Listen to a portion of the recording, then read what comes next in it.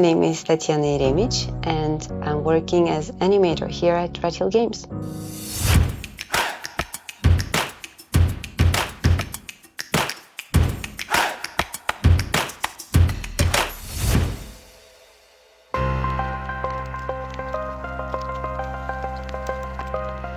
I was growing up as a kid during golden era of Disney and was also watching a lot of Studio Ghibli.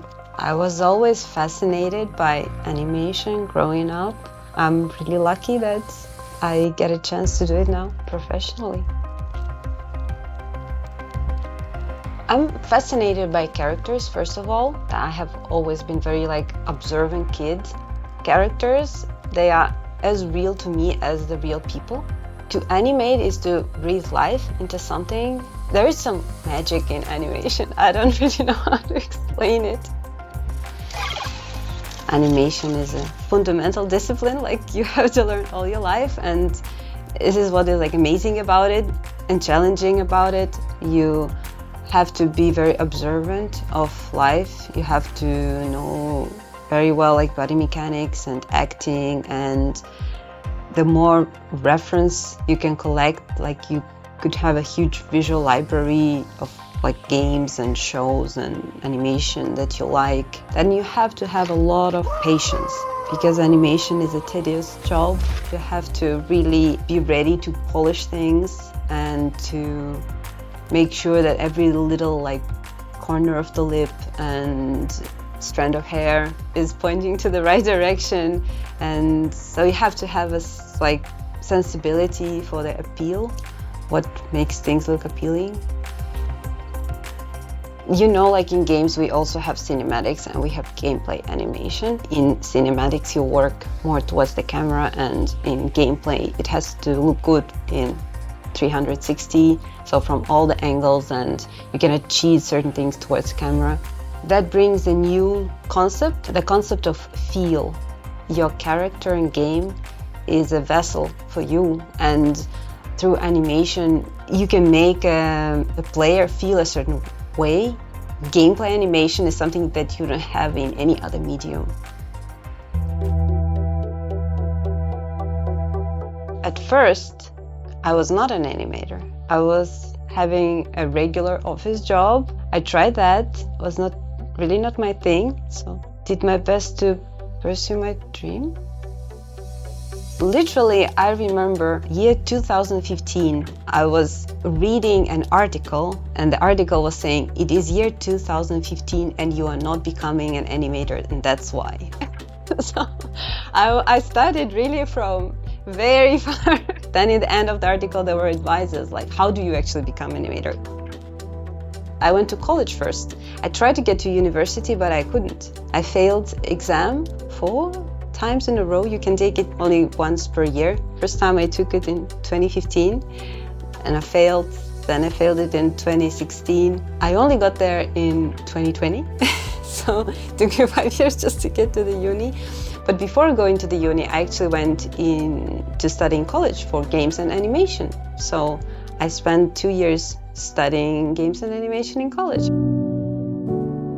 A career change, it was definitely not a smooth sailing. There was a moment that I was absolutely desperate about my future. I'm not a very religious person, but at that moment I started to pray actually. And to this day I believe that my prayer got answered. I was extremely lucky to meet a lot of great animators along the way who were critiquing my work, who were mentoring me, helping me get through emotional ups and downs of this tricky journey, sharing their experiences. People lift each other, and that is an amazing part about the game industry and about animation industry. It's really tough. It is really challenging, and I don't want to give any kind of rosy picture about it. It's not an easy path to walk, but it is also an amazing path. And of course, none of this would be possible without the support from my husband and my children.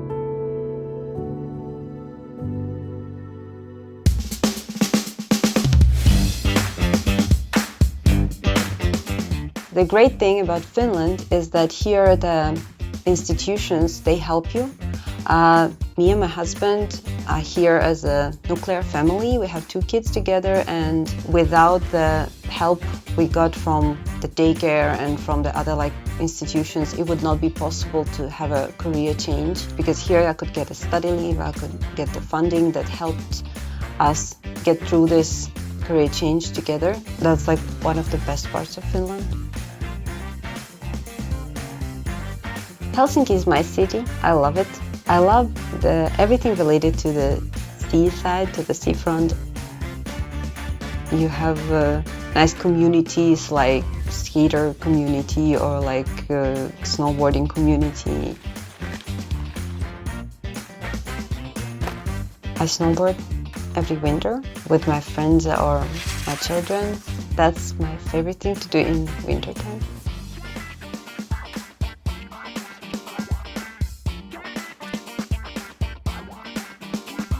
I also love sketching. When I get a chance to go outside to sketch with my friends, I think that's a great way to develop your observation skills, so it's very useful. I spend a lot of time with my kids. If we paint together, or we make a small clay animation together, then we make a stop motion animation out of that.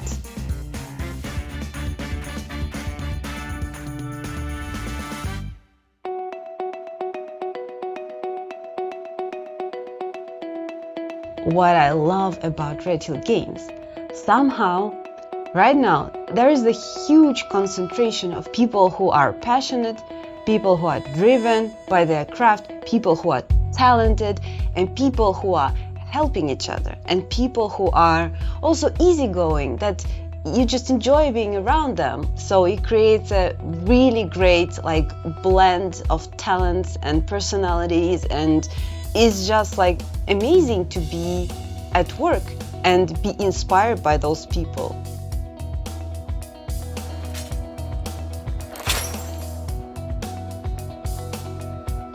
I can say that right now it feels great to be at Redhill Games.